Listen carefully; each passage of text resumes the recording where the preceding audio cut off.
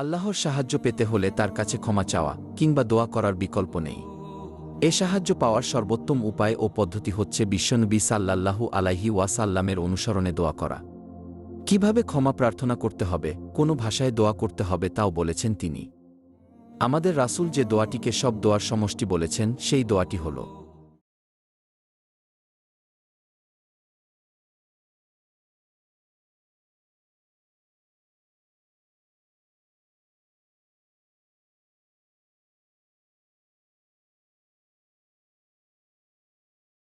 অর্থ, হে আল্লাহ, আমরা তোমার কাছে সেই কল্যাণ আশা করি যা তোমার নাবী তোমার কাছে আশা করেছেন, এবং আমরা তোমার কাছে সেই অনিষ্ট থেকে মুক্তি চাই যে অনিষ্ট থেকে তোমার নাবী তোমার কাছে আশ্রয় চেয়েছেন।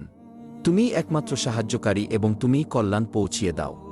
আল্লাহ তাআলা ছাড়া অনিষ্টতা রোধ করার এবং কল্যাণ পৌঁছানোর আর কোনো ক্ষমতাবান নেই।